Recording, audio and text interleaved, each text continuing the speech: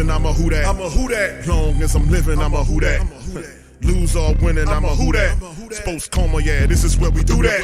Where we do that, where we do that, where we do that, where we do that, where we do that, Boogie like Benson, I'm a who that. I'm a who that. Sports Coma, this is where we do that. Where we do that. Welcome, welcome, welcome. Somebody please better help. Running this thing like Elf. I thank God every day I'm not a felt. Go to YouTube Live with Big Q and the guys. If you ain't ride or die, the bandwagon get flipped. Been marching in, that was way for the ring. I was yelling out your shame for the championship. Bucking on town, duck down. Falcons pluck, get shut down. Panthers ain't much touchdown. The vision really belong to us now. So much hate on the Saints, you could probably tell. Ever since Bounty Gate hit the NFL, when things seem fishy, then you probably smell the crooked referees or Roger Goodell. Yeah, running like this, and I'm a who that. Every day I'm living, I'm a who that. Lose or winning, I'm a who that. It's the Sports Coma, this is where we do that. Where we do that, where we do that, where we do that, where we do that, where we do that. Boogie like Benson, I'm a who that. It's the Sports Coma, this is where we do that. You're listening to the Sports Coma with Big Q and the guys on the PRO Media Network. Welcome. You're now rocking with the Sports Coma with Big Q and the guys, where we have intense, entertaining, educating, and enlightening sport talk from your favorite sports fam. I'm up in this thing. Shout out to the Who Dat Nation.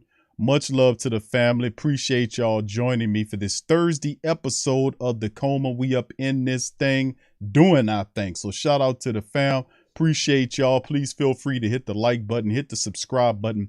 And thank you guys once again for joining us for the stream. Feel free to share the show on your social media feed as we are blasting out to the Who Dat Nation. Please feel free to share. Remember, sharing is caring, not caring like DC like to say, but carrying on the Sports Coma. So feel free to share it on your social media feed with the other diehards out there, man. We up in this thing. Shout out to the fam. Appreciate each and every last one of y'all. The OG Jerry Paws in the building. Young City, Night Ward, Daniel Burton, Elite, St. Doug, K-Man, Morgan, It's Poppy 504, Dana, Elite. Shout out to all y'all. Appreciate y'all being in this. What's up, Barbara? Shout out to you, Queen. Much love to brother Donald in this thing as well. Dog the Writer, shout out to you, brother. Appreciate you. Who that to you? Mr. Who that to you, my friend. Appreciate you. And shout out to everybody in the great Saint Dank Tank. We up in this thing. What's up, DeWine? Shout out to you, my brother. And then this one, man, we're going to preview the Saints-Rams matchup. We tried to get a guest for this upcoming matchup, but not too many Ram people really want to talk about the Rams right now, man. We had a player and a regular content creator lined up for the stream. We always try to bring you a take from the enemy lines. Nobody would volunteer to come in and sprinkle some game about their team, but I did some research, and hopefully I'll educate the Who Dat Nation on things dealing with the Rams. I've been looking at those guys. So shout out to the fam. Appreciate you. Shedrick is in the building. What's up, Ryo? Shout out to your fam. Appreciate you for being in this thing. Josh Gold 23 as well. Much love, fam. Appreciate y'all. Week 11 is this was called Saints versus Rams Week 11 preview. Now, with that being said, this is an interesting matchup on so many fronts, family. I was looking at some, doing some video research, looking at statistics and studying some of the people. We know that the Rams are down one of their best wide receivers, like we down one of our best wide receivers. So, but that guy meant a lot to their offense. This dude represented at least, I ain't gonna say 50% of the Rams offense, and Cooper Kupp. But some people, the estimates are anywhere between 45 to 48 to 49% of the offense flowed through Cooper Kupp. But his cup got a hole in it. He more than likely ended up missing the rest of the season, as the Rams record is near the Saints record. They're both very underachieving teams.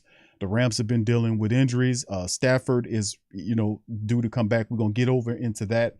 And I'm going to give you some information on the Saints, some moves that they made, and some other things that have been popping and shaking in the Who Dat Nation. So on this Thursday stream, like I said, hit the like button as we get popping and snapping. All right, now this is the injury report as reported by NewOrleansSaints.com.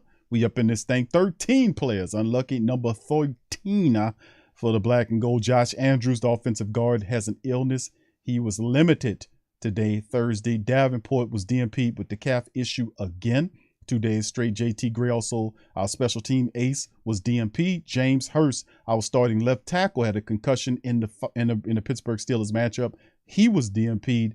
as well. Mark Ingram, we know he's out with the knee issue. Cam Jordan had an issue with his eye. He was DNP'd again. Jarvis Landry was limited with the ankle. Laddie Daddy got all kind of stuff going wrong with Lattimore. Nick Underhill kind of put that out there about what's going on with Lattimore, man. And I was like, man, with all the stuff that's going on, they just have it just a, adamant situation. But hold on. Let me see if I can bring that tweet up by what Nick Underhill put out there. Hold on just a second. Let me see if I can find that, because he dropped a little game on that, man. I was like, God damn, Laddie Daddy is banged up pretty bad.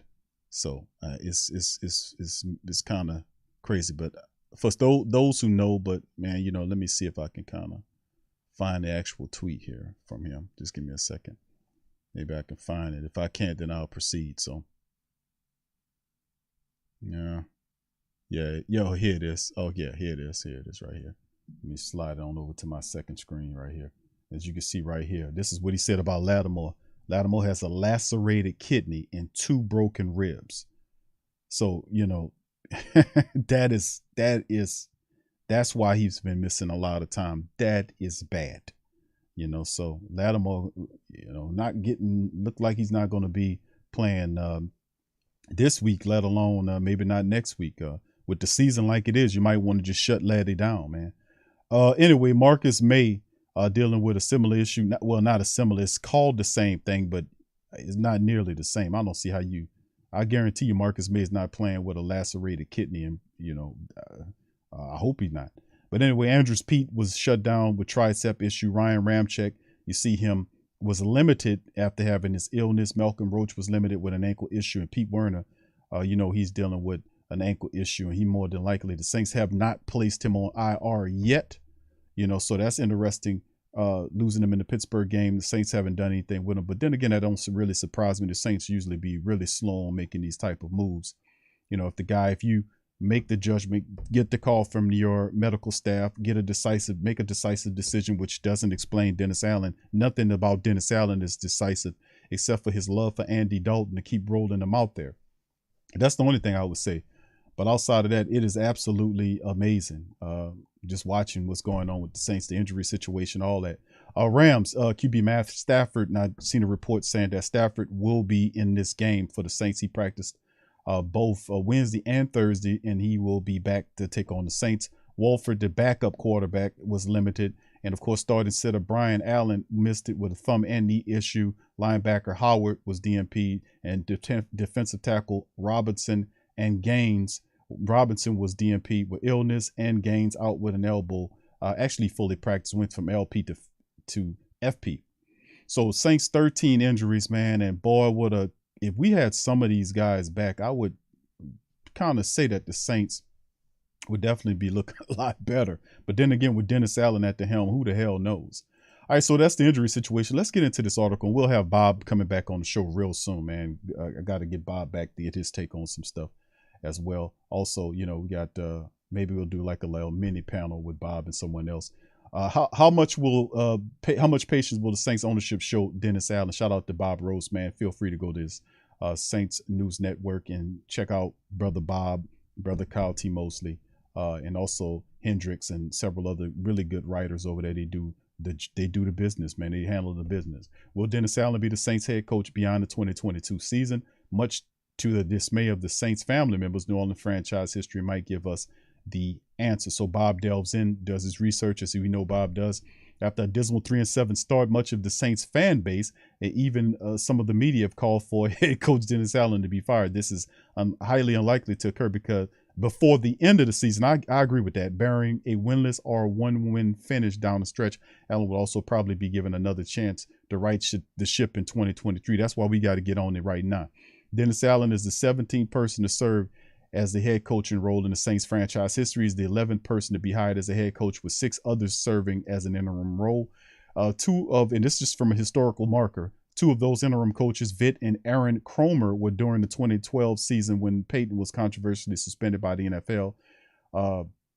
2 more, which is Wade Phillips, 1985, Rick Venturi in 96, finished the year after coach Bum Phillips, 1985, and Jim Moore in 1996 resigned in the middle of the season. Now, the Saints have fired the head coach during the season just 3 times in franchise history. All of them happened during the ownership tenure of John Mecom. This is a long time ago, back in 1967 to 1984.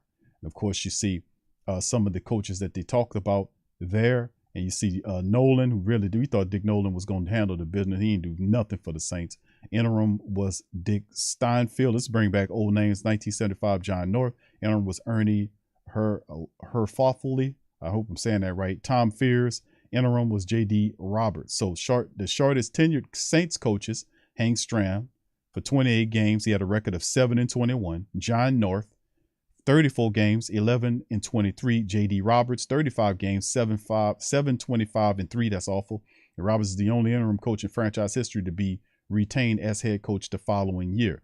Dick Nolan had 44 games. He was 15-29. Mike Dicker, 48 games, 15-33. Tom Fears, 49 games, 13-34-2. Now, of the 6 shortest tenured Saints coaches, all but Dicker occurred under Mecom's ownership. However, the Saints have still never fired a coach after just 1 season or less. Now, it's according to history.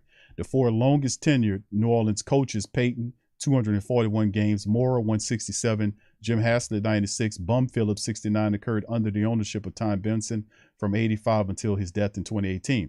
Gail Benson took over the ownership duties of both the Saints and Pelicans after her husband's passing. Perhaps it's noteworthy that the Pelicans fired head coach Stan Van Gundy after just 1 season.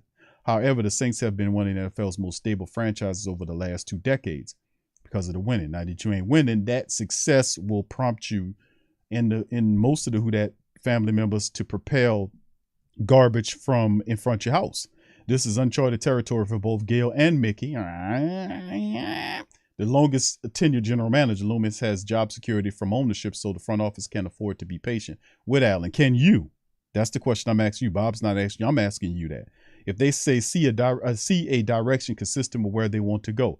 The guess here is that Dennis Allen will be on the sidelines for the Saints in 2023, much of the chagrin of the Saints family members. However, I also expect several changes within the offensive and defensive coaching staff that has underachieved all year long. The Benson family and Mickey Loomis have always shown patience with their coaches. Everyone's patience has a limit. We may find out their limit depending on how the team stretch of the 2022 Saints season develops. Now, historically speaking, this is true. This is very true and well said by Bob.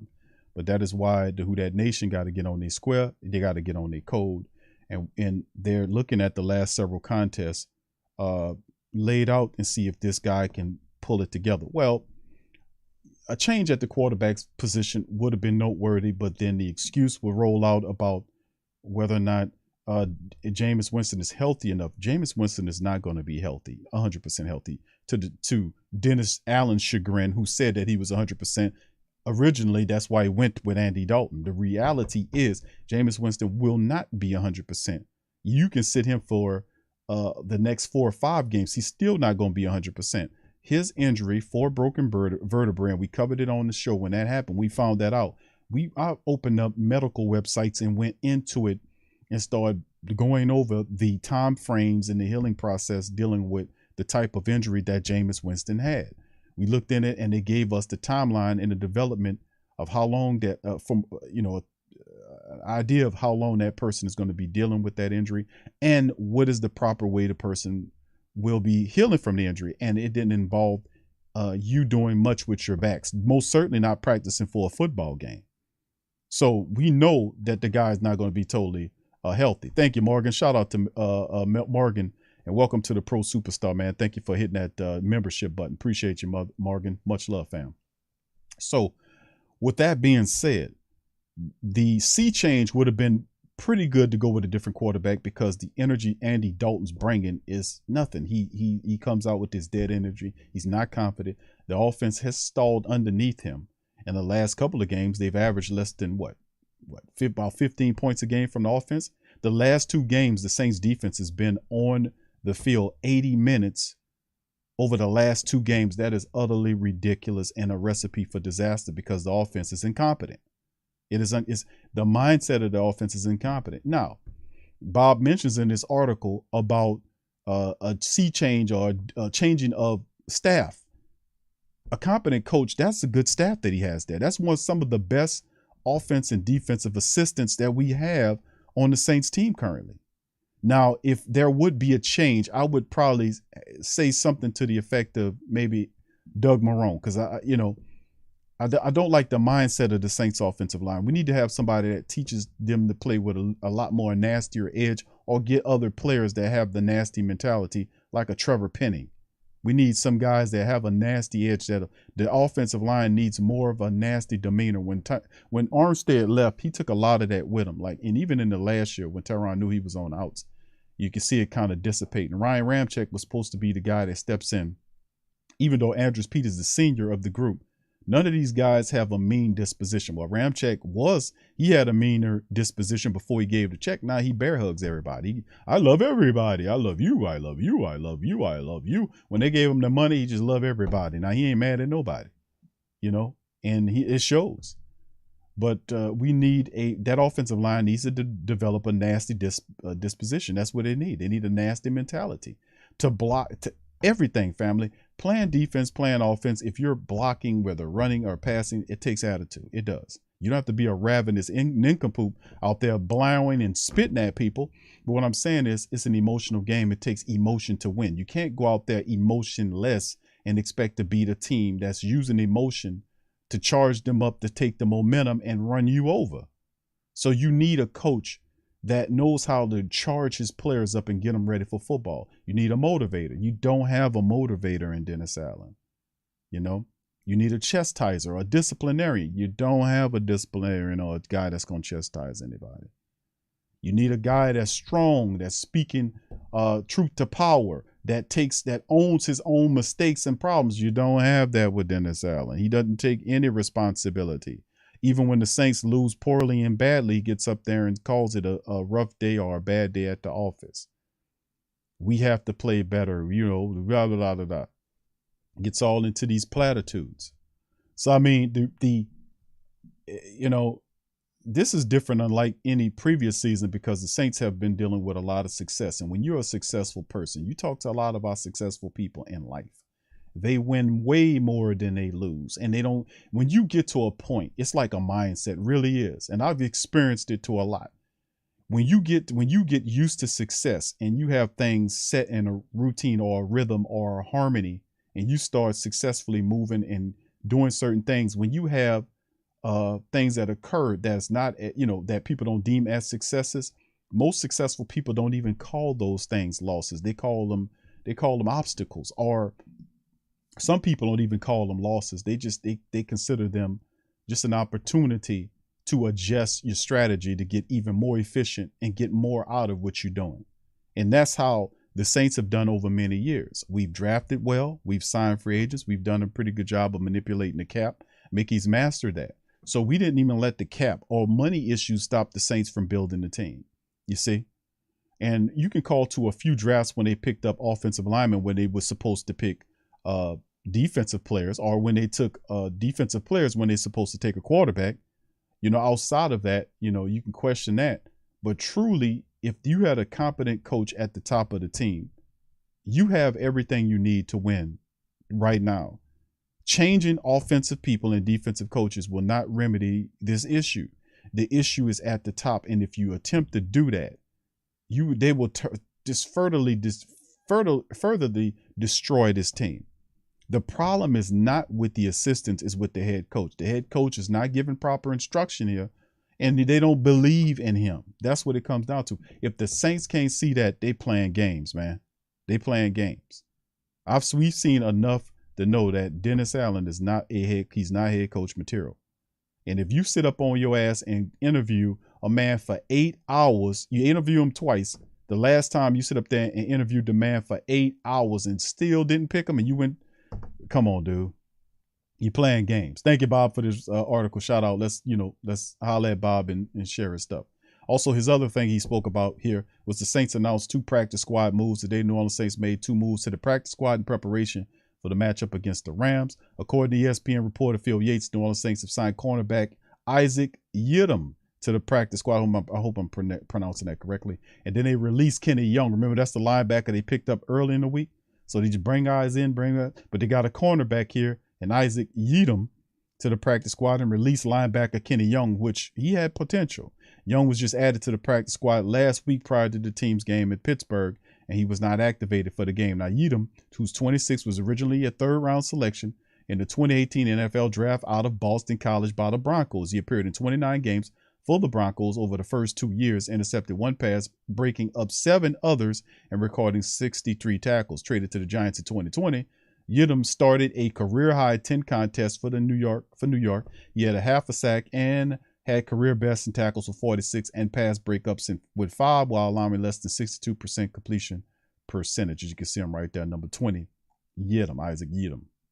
Yedem was traded again in 21, this time to the Packers, where he was relegated to mostly special teams. The Packers released him after the year, and he signed with the Texans and appeared in 3 games this season, almost exclusively on special teams.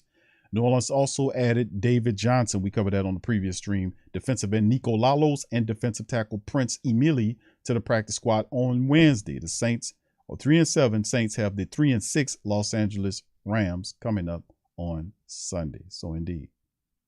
So Yedem is the newest guy added to the team, signed to the practice squad. Okay, to the practice squad.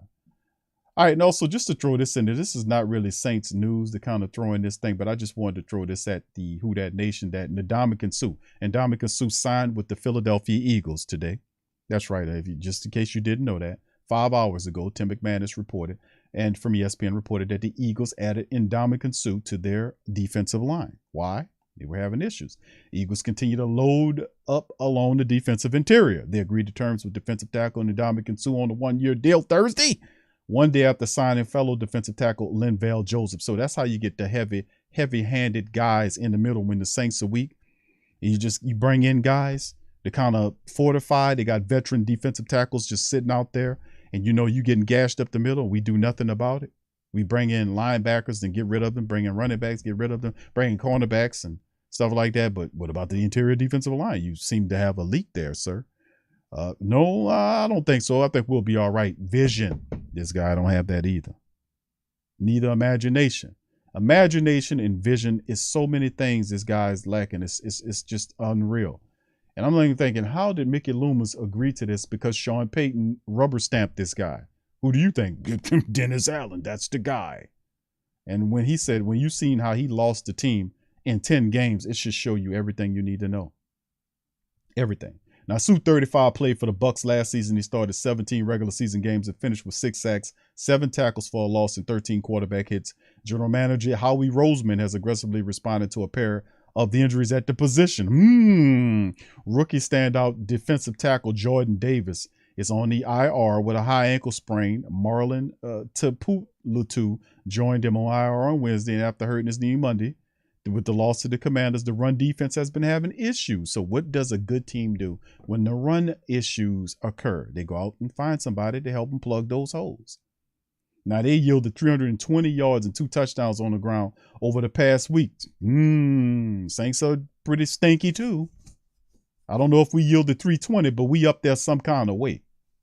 Suh, the 2nd overall pick by Detroit in 2020, has played for the Lions, Dolphins, Rams, Bucks over his 12th career. He has 70.5 sacks, 130 tackles for loss, and been named to the Pro Bowl 3 times, selected to 5 Pro Bowls, and won a title with the Bucks. He registered 7.5 sacks in the regular season in 2020. So there you go. So for the people talking about AQ, can we look at Ndamukong Suh? No, you can't, because the Philadelphia Eagles have added Ndamukong Suh to their defensive line. Very, very interesting. All right, let's move on, fam. Let's get into the matchup breakdown here. Also, hey, you know what? Before we even go there, let's talk about this. The Saints lost another defensive player off of the practice squad, Taco Charlton. He is gone. The Chicago Bears say, hey, we need a pass rusher. We need some help. He plucked Taco Charlton off the Saints practice squad today. So the Saints will have to fill that slot. I'm pretty sure they'll do it sometimes. But Taco Charlton is no longer a New Orleans Saint.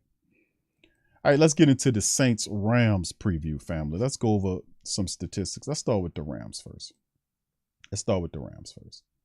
Now, of course, this is the passing statistics, and the Rams are not a very good team, fam. Like we noticed, they're 3-6, but neither are the Saints. The Saints worse than the Rams record-wise. You look at the offense for the Rams, and I was studying some film on it. They are the worst team in the NFL in rushing the ball, barely getting over 68 yards per game. They're totally one-dimensionalized from the onset. The offensive line is not very good. Their top center is out with injury. And they're just not very good in terms of running the ball. They're a total one-dimension set. Everything is on Matthew Stafford's shoulder, who's coming back from injury. He has over 1,900 yards this year. And we can go and take a look at this as a more compacted view of it. And then I'm going to show you the ranking system in just a minute. As Stafford, 19 of 85 for 285, 1928 on the yards, 8 touchdowns, 8 picks. He's not having a very good year. A lot of people pissed with the Rams. Maybe that's why I couldn't get a guy to preview. They just canceled. Andy Dalton is the guy. He has almost 1,600 yards in passing, 11 touchdowns, 7 picks. A lot of that's garbage time stats, by the way.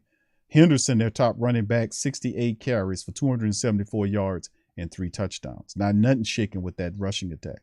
Alvin Kamara, 112, 469, 1 touchdown. Their top wide receiver, Cooper Kupp, 75 catches for 812 and 6 touchdowns, is out. Could be for the rest of the season. I've heard that he's out for the season, and he is, like I said, 45 to 50% of their offense. So they'll be looking for other guys to step up, and I'm going to show you their depth chart momentarily as I go through the statistical breakdown. As you can see, Brian Allen, the top center for them, he's questionable for the matchup. He could play, he could not play. We'll see. Chris Olave, 46 catches for 658, 2 touchdowns for the black and gold. So these are some of the top people right there. Now we get down to the points per game statistics. Look what the Rams offense produces, 16.4. This is a matchup right here. That is actually, this is the 2 matchups that the Saints really could have had if they were really hitting on something. And Dennis Allen wasn't such a putz, for my Jewish friends out there, they know what that means. If he wasn't such a putz, then he would realize that, the Steelers game and the Saints game, really the Saints should be sitting up here at 4-6, and the Rams matchup should have been a 5-6. The Saints would be, after the Rams matchup, 5-6 and right in the conversation in the NFC South. But the fact that he's such a putz and that things just fall apart, he doesn't have the ability to adjust. He's slow on everything. The team is 3-7. This team should be a layup for the Saints. They're missing a top wide receiver. All they do is throw the ball to Cooper Kupp. He's not there, so they'll have to produce Allen Robinson, and several other players will have to get involved in the matchup. But at the end of the day, their offense averaged through the first 9 games of the season 16.4 points per contest, right? 16.4. The defense, because of the ineptitude of the offense, similar issues the Rams and Saints have. Very similar issues. Very similar. The offense is pretty bad, and it falls on the defense. That they spend extra time on the field. Same thing you see with the Saints. The same thing is happening with the Rams on the West Coast. It's happening with the Saints down here in Houdat land. Same thing. Offense not carrying its water. Defense carrying water for the offense and itself. And it tells. You look at the tape, you can see 16.4 is what they score per contest versus 22.2 by the Saints. And they give up 22.2 points per contest, exactly what the Saints score a game. How about that? Statistically, numerically speaking, the Saints average 22.2 points per game. Is the exact sum that the Rams give up. So they ain't giving you up not one not one more nor less. And the Saints defense giving up almost 25 points a contest simply because the offense is not carrying its water. All right. Total yards per game, 306.9, 307 yards per contest for the Rams. Offense speaking, 372.5 by the black and gold. The Rams, 239 through the air, throwing the ball, and a dismal 68.1% rushing the ball. That's the worst in the league, by the way. 252 yards per contest, with the Saints throwing the ball offensively, and they rush at it 121 over the last 10 games for the black and gold. Defense, Rams giving up 324.3, 228.2 through the air, and they do a pretty steady job of holding you when you're trying to run the ball. 96 yards is what they're giving up, but you can't pass on them. 344.3 is what the Saints giving up. Total defense numbers, 213 or 214, you round it off through the secondary, and a ridiculous 130.5 on the ground. Just not good because the defense is carrying the water for the offense as well. The Rams on a 3-game losing streak. That's right, 3-game losing streak. San Francisco, Tampa Bay, and Arizona were all losses for the Rams. Saints on a 2-game losing streak. Rams are 3-6. They're in the bottom of the NFC West. The Saints are in the bottom of the NFC South. So a lot of similarities between these teams. These two teams are both two very underachieving teams.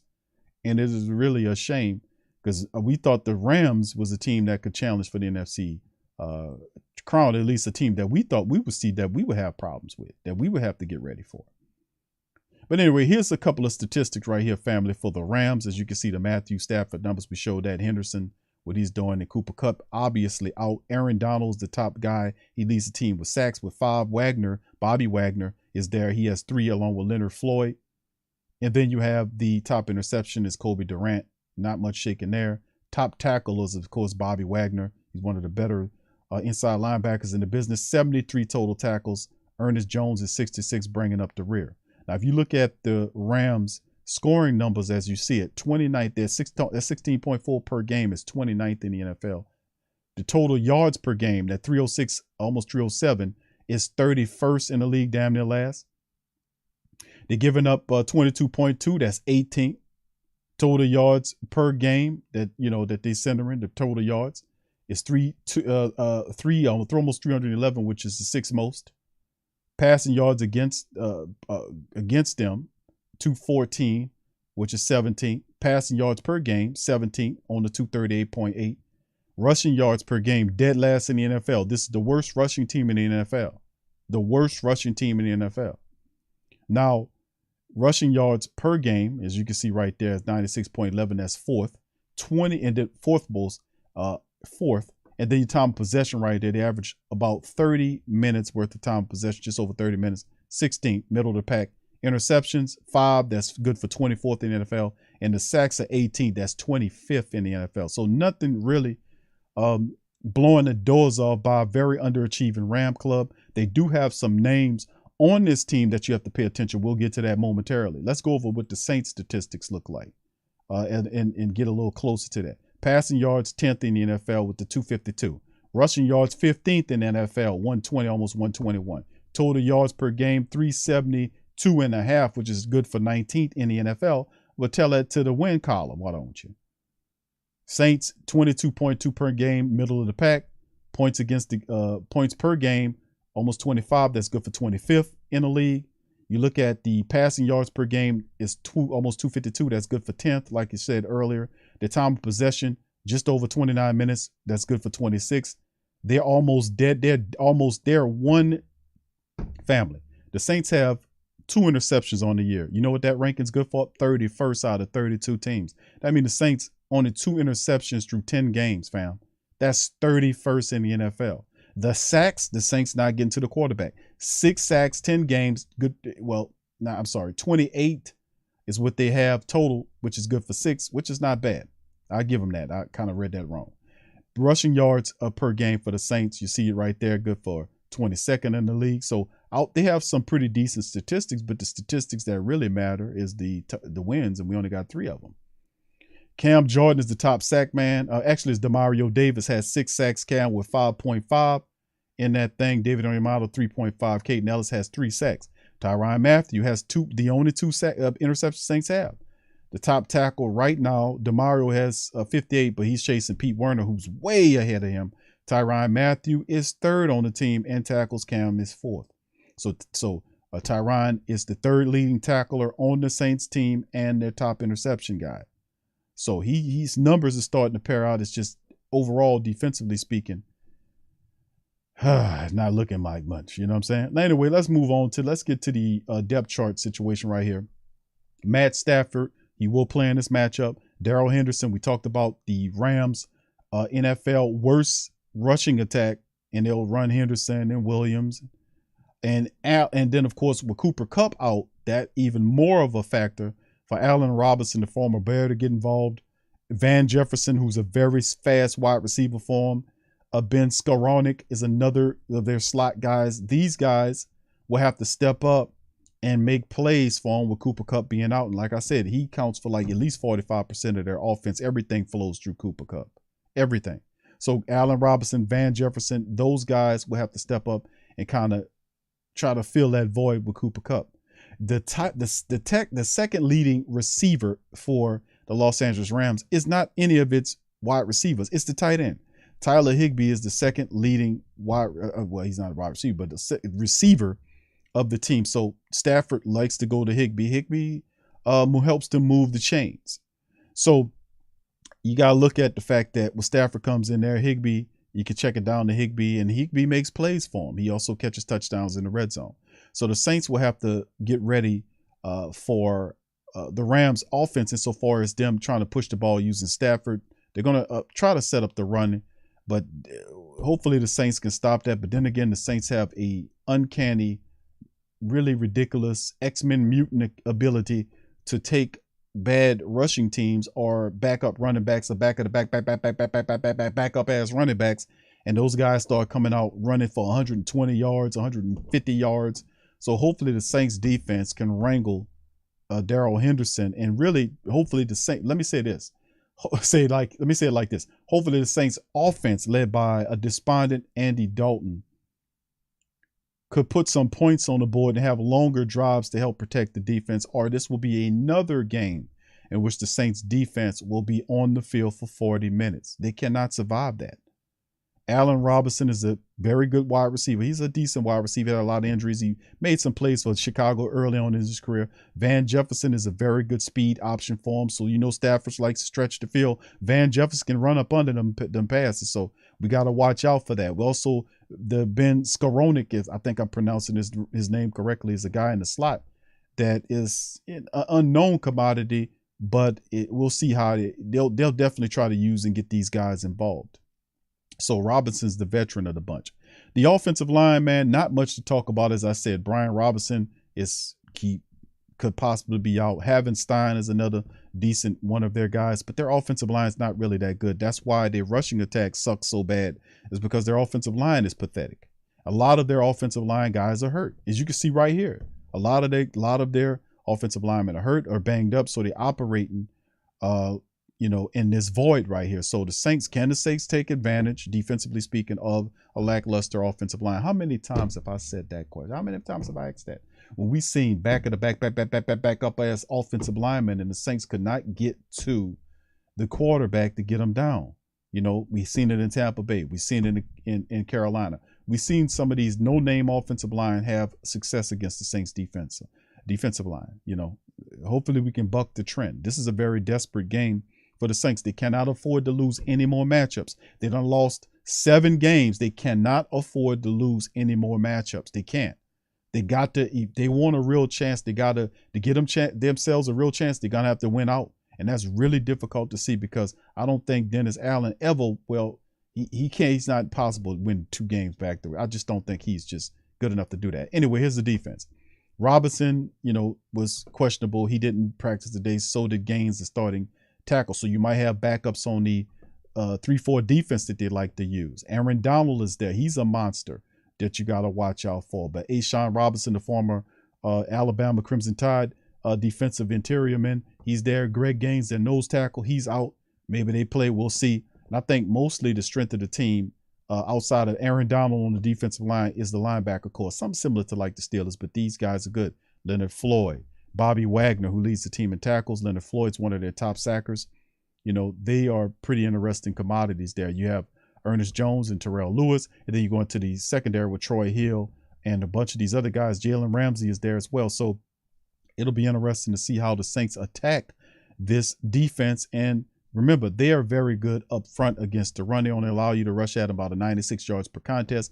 But 2 of their people in Robinson and Gaines might not be in this game. One might be missing. One might be in. Maybe we could take advantage of that. But I promise you one thing, and I'm going to tell you guys this straight up to the highest degree, that if the Saints want to have success against the Los Angeles Rams defense, what has to happen is the offensive linemen for the Saints are going to have to get off of blocks, off the defensive lineman blocks, and leak out to the second level and put hands on these linebackers and push them out. That's how the 3-4 work. We talked about the 3-4. The 3-4 defense predicated on how good your front 3 guys is. Can they occupy 5 offensive linemen? 3 versus 5. Can those 3 cause problems for the 5 to occupy them so that nobody leaks out to put hands on the linebackers, which allow linebackers to move around, drop into coverage, blitz, do whatever they want to do. You can't let that happen. We've seen that happen against the Pittsburgh Steelers. That's why the Steelers defense had so much success moving around, and you're seeing TJ Watt get in there making plays because guys got to leak out. They got to get off blocking the defensive lineman. They got to get off that, get to the next level, and put hands on the linebackers, drive them out to open up spaces for your running backs to run. If you don't do that, they're going to fill those holes. It's going to be tough running, tough sledding for Alvin Kamara. So the offensive line has got to do that. Now, bear in mind, the Saints will be missing Andrews Pete. They could possibly be missing James Hurst with the concussion, and they're missing Eric McCoy. So you got 3 of your starting 5 offensive linemen are down, and I'm asking you that question. They're going to have to get off the blockers, the defensive linemen, to get to the second level to put hands on the linebackers. That's not a good recipe. And if I had to worry about anything outside of Dennis Allen, dumbass, I think that would be one of the things that I'll have concerns about my offense against their defense, my offensive line in particular against their defensive line and leaking out to the linebacker level. You see what I'm saying? So anyway, once again, keys to victory for the black and gold. Let's go there now. Let's talk about keys to victory for the black and gold. Let me take a breath on this, man. The keys to the victory for the black and gold, obviously, is this team is already they come in here self-check in terms of the run. This team's not very good at running the ball because the offensive line is not very good. And it shows. If you watch the footage, it shows. They're not very good running the ball. That's why they dead last in the NFL. You got to keep that trend going. They pretty much self-check coming into this game as a one-dimensional team. They're going to try to get Darrell Henderson running. They're going to try to get Kyron Williams involved in that thing. So, to get them going, they're going to probably try to do plays to get Van Jefferson going, give him the ball like a running back or sweeps and in arounds and stuff like that to try to get him involved. I can see McShay doing stuff like that. And remember, with McVay operating as the brains of the team, he's a tricky guy, man. So this team is still very dangerous. You got Matt Stafford there, and Allen Robinson's a capable guy. He's not what he was when he was with Chicago, but he's a competent wide receiver. Van Jefferson can stretch the field, so Stafford can throw the deep ball. Tyler Higbee will be his security blanket. So the Saints will have to watch out for that. They're going to have to put it on Stafford. Stafford's banging. You got to get to Stafford. You're going to have to sack Stafford. You can't allow. You're gonna have to get to Stafford and knock him around. You knock Matthew Stafford around, he's already banged up. I promise you, he's going to give you several turnovers. Whether it's fumbles or interception, that's just his forte. The Saints have to keep the Rams from running the football, put it on Stafford. And, and while they're putting pressure on Stafford's top guy in this game will be Tyler Higbee, the check down to the tight end. He's a good tight end for them in their system. The offensive line for the Rams is not very good. The Saints will have to get pressure on Stafford as much as they can while stopping the run. Bottom line. That's what it has to come down to in terms of what they need to do. Now, from a defensive standpoint, that's us attacking their offense. Now, from the opposite side of things, the way the Saints should attack the Rams defense, and remember, they only give up 96 something rushing yards per contest. They're pretty good there. And they do have some playmakers in Jalen Ramsey that should be playing in this game. The issue with the Saints is the offensive line. 3 missing starters there. Can the Saints muster up enough push there? Hurst can't go. The dream scenario to me, to a degree, would be with Andrews Pete out and Eric McCoy out. Hopefully the Saints activate Trevor Penning, get him at the left tackle position. Hopefully Hurst clears concussion, and I'm not saying he does, but hopefully he does. And then you can move him to left guard and have Penning left tackle and have Hurst left guard. That helps a bit. Then you won't have to just worry about, you have Cesar Ruiz and of course our backup offensive lineman that plays center.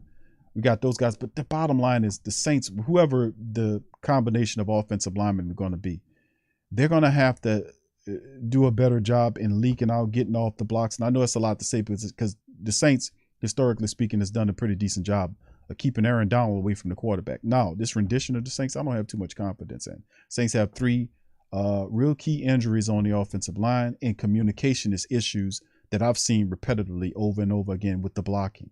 I expect Aaron Donald to get in there and knock Andy Dalton on his ass several times because the Saints offensive line, with all these backups moving into the lineup, the communication wasn't good with the starters.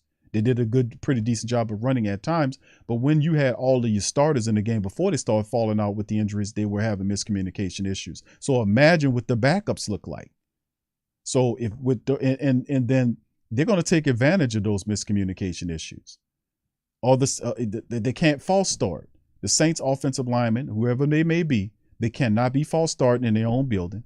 They're going to have to be up for the challenge. They got all of them, everybody that's putting on a jersey has to understand that this is a do or die situation and you need to win out, and every game needs to be taken. Each game needs to have that approach. I know that's a lot to say because we don't believe too much in Dennis Allen. But the reality is this is a desperation game of epic level. The Saints have to beat this team. They're 3-7. I'm not saying they're going to the playoffs. I think at this point, I don't have faith in Dennis Allen to pull them out the hole. Let this team fall all the way down to this point because he can't pull them out the hole. If he knew what he was doing, then he would have stopped this slide when they had 5 losses. He would have done something drastic then. Not sit up here and say, we got to keep working until we figure it out. No. If you is spreading the message and certain players are not getting, you get them goddamn players and set their ass on the bench and put people up here who can understand what you're saying. That's what you do. You don't keep the same people rolling out there and they keep doing the same thing over and over again. That's what I'm saying. Vision, knowing which players have it and which don't. Anyway, the Saints are going to have to leak out. Those offensive linemen are going to have to minimize the mistakes. They're going to have to leak out off the 3 up front, the defensive linemen, whether it's Robinson, Games, or Aaron Donald. They're going to have to do a job at stopping him, which is a tall order. And 1 or 2 of them guys got to leak out on those linebackers and push them out so they can open up opportunities for the Saints to run the ball. They're going to have to win the line of scrimmage war. They're going to have to win the line of scrimmage war up against the Rams. They got to win it from an offensive standpoint. That's what it comes down to. Andy Dalton's going to have to hit on some of these goddamn throws. He can't be throwing guys beyond guys and missing on passes. That is not going to work for you. The Saints are going to have to do a better job of sustaining drives. And at least if you can't score touchdowns, get them in field goal range. At least have longer drives to rest the defense. You can't get out there and get 3 and out and then punt the ball off to them and put your defense out there for 40 minutes in a 60-minute game. It's not going to work. And that's been a problem over the last couple of weeks. That's why the Saints' garbage-ass offense only putting up, 15 points a contest? Which miraculously is the same thing the Rams are putting up over the season. So these teams mirror each other so much, it's ridiculous, man. It really is.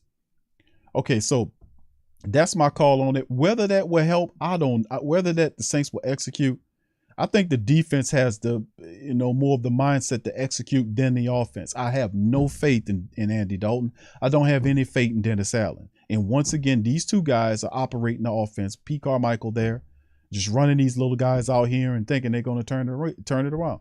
Andy Dalton's got to get up off his ass and he got to make these throws. He's got to make these throws, and the Saints offensive line and the whole team has to play with an edge against the Rams. They have to play with an edge. If they come out there despondent, head down, bad body language, we already know to a degree that the team is fractured because they only have 3 wins. They got 7 losses. So it's like, okay, we got to see what they got to do. No. But you know what? Then again, most people don't have the ability to discern. Most people don't have that gift. Most people don't have that. But we're just going to have to see how it play out. Now, that's what the team want to do and say, now we're going to see about giving Dennis Allen another year because they don't want to fire Dennis Allen, then have to pay him and then pay another coach to come in and fix his bullshit. So they're going to well, if we can sell him on Dennis Allen just for another year and see what he can do, then it won't be as bad. No, you're going to come up off that money and fire this dude and you pay him whatever you need to do to get his raggedy ass out of here. So that's my call on it, family. That's my call on it. This is going to be a very interesting matchup. It's because it's supposed to be 2 desperate teams battling to keep their season alive. The Rams are 3-6. They're 1-2 on the road. The Saints are 3-7 and 2-4 in their home venue. That includes the London loss to the Minnesota Vikings that they should have won. But the reality is, like I said, if Dennis Allen had the answers to fix the Saints, he would have fixed them when they were only 5 losses, not when they're 7. The reason why they're 7 is because he don't have the answers to fix them. Will he get the answers later on? No. He won't get a damn thing. What he gonna do is throw a bunch of assistants under the bus is what he's gonna do. I promise you that much. Just like Matt Rule do. That's what clowns and scumbags and rat-faced bastards do. They throw their comrades under the bus to save their own asses. You remember, no accountability, can't be trust, backstabber, liar, deceiver, lies to his $20 million quarterback. You know, oh, we're going to think about going to him, but don't go to him. Go back to the guy that you're not having success with. Doesn't make any sense. But at the end of the day, he's doing what he's supposed to do, which is getting himself fired. We just have to hurry up and push him up off the cliff and not let the Saints use that as an excuse to keep this guy. That's the reality. I'm done with him because I know that he doesn't have the ability to make this team win, and he won't get it next year. If you ain't got it, you've been sitting under Sean Payton for 10 years, you won't have it. You don't have it. So the Saints will have to cut bait and run, and most of the times they won't cut bait and run with these coaches. And I'm not advocating you firing. Well, then again, I was advocating you fired them at the Steelers matchup. You lose this game against the Rams, this is going to be a problem. This Rams team, the Steelers and the Rams were supposed to be matchups the Saints win. And we sit up here looking at the record at what would it be 5-6, 5-6. Really, after the Rams matchup with the win would be 5-6 going up against into the who they playing after this, the Steelers, Rams, and 49ers. So in essence, but it is what it is because the man simply doesn't have the ability to win. He doesn't have the ability to galvanize the team. So how many wins does he get in the next 7? We'll see. But this should be a win. This should be a win for the Saints. Now, am I calling it and saying this is a win? I'm going to give it to him. I'm going to say the Saints win against this team because Stafford is just coming back off of injury, right? He's coming back off of injury. And they're going to botch it, watch. But I'm going to give them the due. This is a team. They ain't going to beat the 49ers. I can tell you that. They won't beat the Bucks. Over the next 3 games, this is the one I will give them the most likelihood to win because the Rams are not a good football team. They can't run the ball. Their offensive line is one of the worst in the NFL. But so was the Steelers. So, I mean, but then again, like I said, they're so topsy-turvy, it's ridiculous. So I'm not going to give a score on their family on this thing. But this is a game the Saints supposed to win. Out of the next 3 games, is this what it is. Thank you, Smallville. I signed a petition and called the front office. Thank you, Smallville. Shout out. I also called the front office. Not only that, but I also emailed the front office several times. And I'm going to see, I think Soul Saint got a petition to fire Dennis Allen's garbage ass. So, you know, it is what it is. You hear me? You know, shout out to you, Jay. What's up, Jason? Shout out to you, man. No, bro. What's up, my boy, Jason? Yeah, the Raiders. Jason, you was I ain't know where you was at, brother. Where you was at when the Saints beat the hell out the, you know what? Yeah, I can't even talk about gloating right now, bro, the way I feel about how bad the Saints are. So never mind. Never mind. Never mind, my friend. Never mind. Never mind.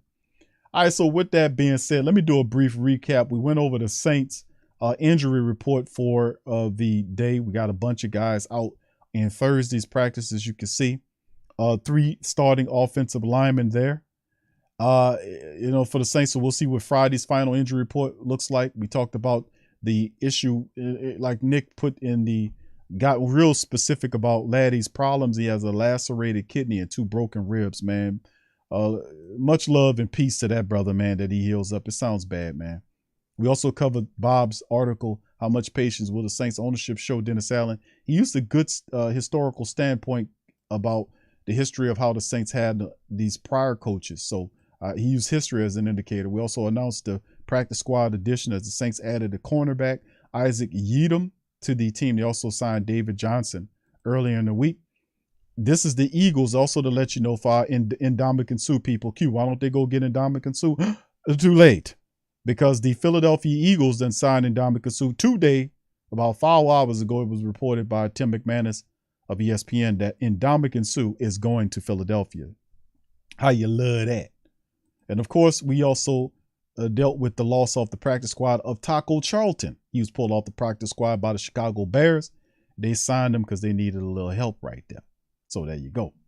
All right, and also, man, we went over the statistics. We previewed the matchup between the Saints and the Rams, went over the keys to victory, what the Saints need to do.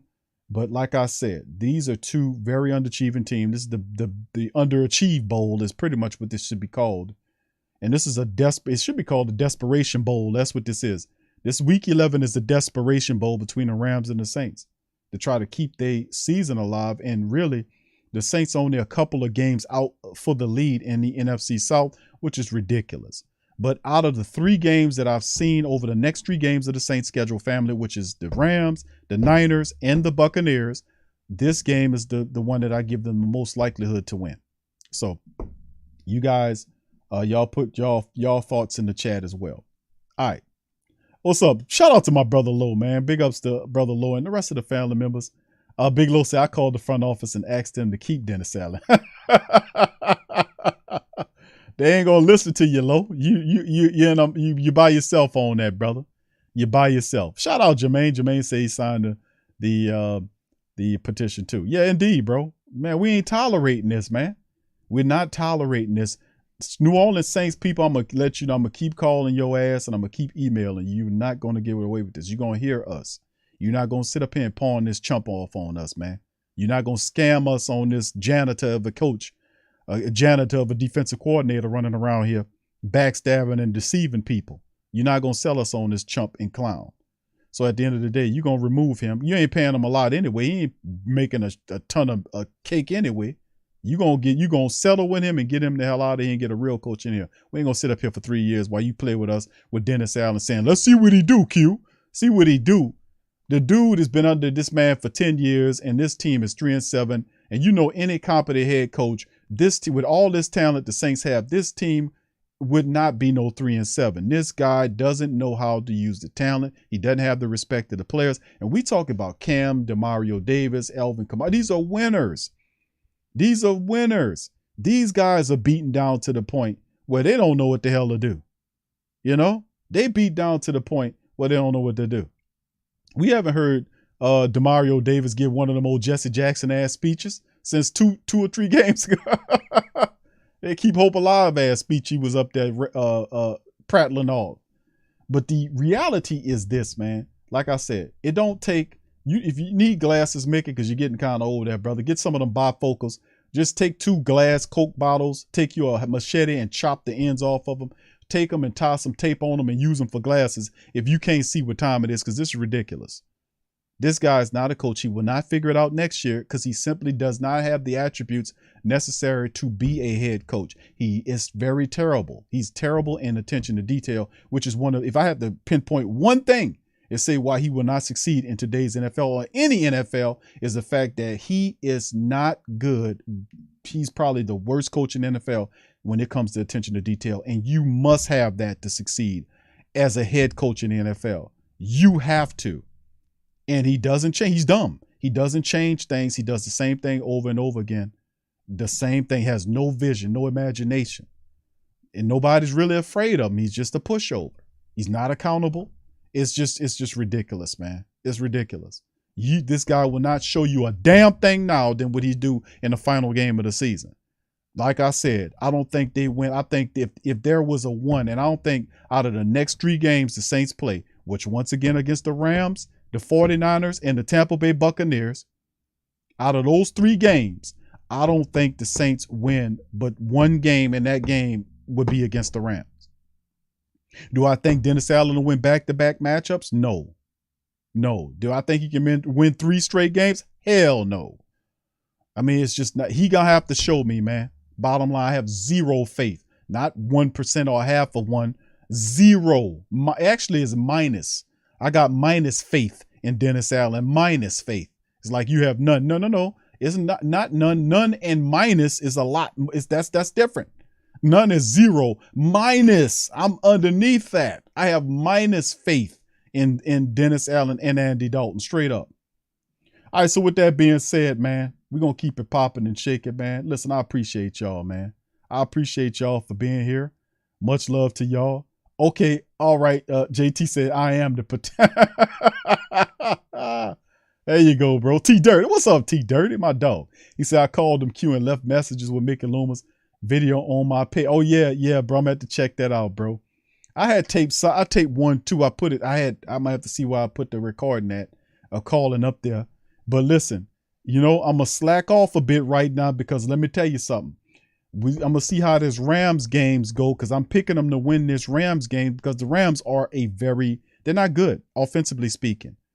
But once again, the Saints have the mutant ability. We use in comic book rhetoric.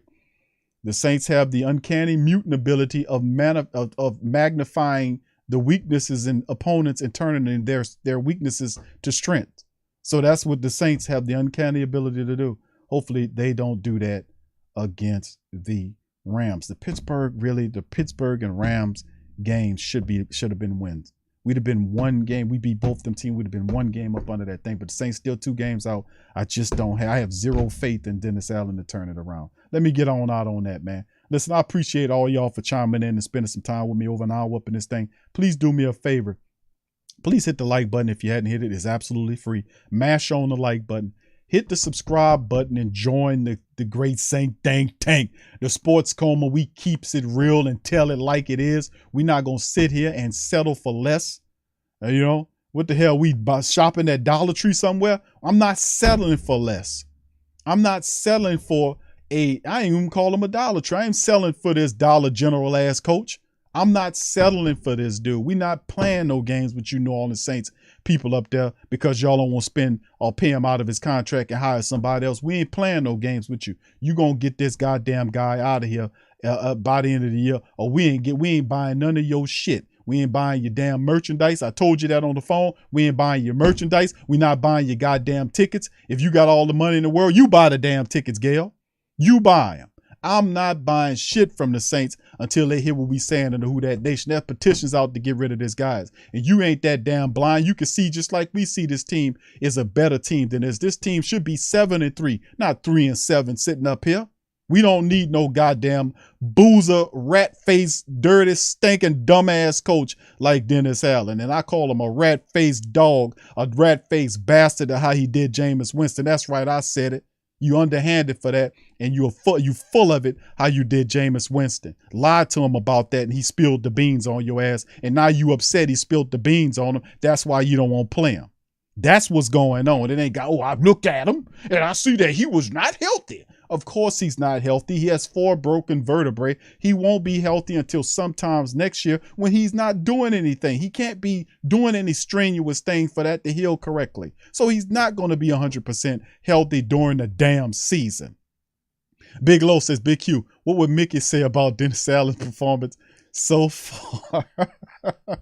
Listen, Lo, why you in here? You're an Atlanta guy. And you're in here trying to stir the beans, Lo. I know what you're doing. You're in here. You're an Atlanta guy. I can see your shirt right there. That's an Atlanta shirt. You're in here stirring the pot, Lo. That's not good. You hear this goddamn guy? He's fired up already. What are you trying to do? Make him go atomic? Thank you for the super chat, Lo. Thank you. Shout out to you, my dog. Man, I tell you, man, listen, I'm serious about this, man. And people say, hey, man, you can't deal with no losing. What dumbasses believe that? You can't deal with a little losing? No, we not dealing with. We ain't taking those shots. You ever heard that term? Huh? We ain't taking those shots and we ain't playing no games. We are winners. That's what we do, win. That's what we do. We win. And you only lose because you don't make the proper adjustments. The moment you fix the obstacle, you succeed. That's what we do at the Who Dat Nation. We don't practice dysfunction. This coach is the literal definition, the picture of the word dysfunction. You look up in Google the definition of dysfunction is a picture of Dennis Allen standing next to it looking rat-faced. Y'all seen that rat-faced bastard. You seen a picture of him when I had it on. Oh, that's enough. You know what I'm going, man. I'm up out of here. Because I'll start ranting and raving for the next of the way. Man, I'm tired of this, man. I'm tired of these goddamn people playing with our emotions like this. You sit up here and march this goddamn guy out here and try to pawn him off on there talking about, yeah, we're going to run a real good scheme. You mean scam. Then we ain't going to let you scam us with this janitor. We know a janitor when we see one. We know a guy that clean toilets for a living. when we see one. Stop trying to pawn this guy off on us like he's a head coach. This is a janitor. This is a janitor. You know what? This the type of janitor family that mops floors with a sour mop. That's what kind of dude you got right here. You ever seen that before? You ever seen that before? A janitor, it's a lazy ass janitor. Don't even clean his mop.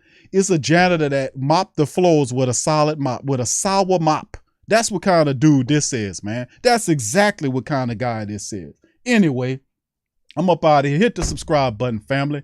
Hit the like button and join the Who Dat Nation. Join the great Saint Think Tank in the Sports Coma, man. We keeping it $1.15 in this thing, man. I'ma holler at y'all on the Friday stream, man. Listen, I love y'all and I appreciate y'all, man. We're gonna get through this thing best way we can. With a whole lot of prayer and laughter, we gonna rock on through this thing. So I'ma holler at y'all on the flip side. Peace, and I'm out.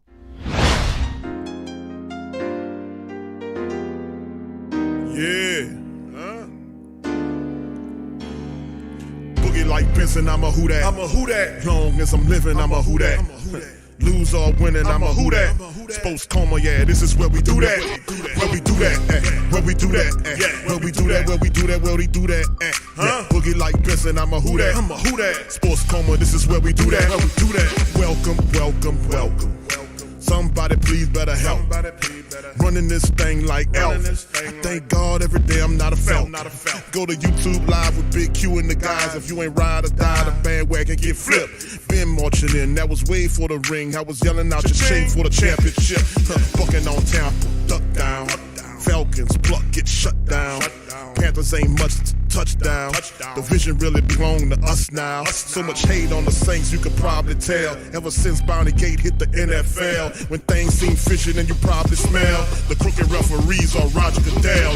Running like this, and I'm a who dat. Every day I'm living, I'm a who dat. Lose or winning, I'm a who dat. It's the Sports Coma, this is where we do that. Where we do that, where we do that, where we do that, where we do that, where we do that. Boogie like Benson, I'm a who dat. It's the Sports Coma, this is where we do that. You're listening to the Sports Coma with Big Q and the guys on the PRO Media Network.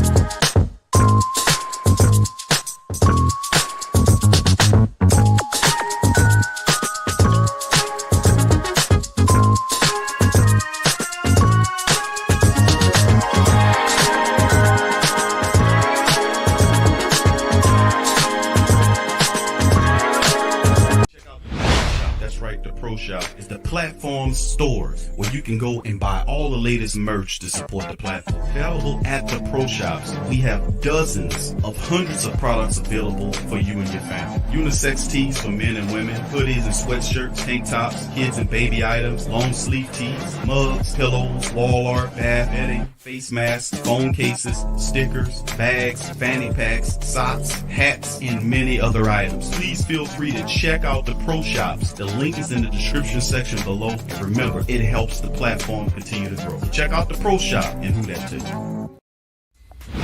WhoThatDaily.com. That's right, the WhoThatDaily.com. Your one-stop shop for everything New Orleans Saints, New Orleans Pelicans, LSU Tigers, and even the top flight boxing news. So if you're a Who That and you're looking for a place to stay up on your team, WhoThatDaily.com is your site. The WhoThatDaily.com for the sport Who That in all of us.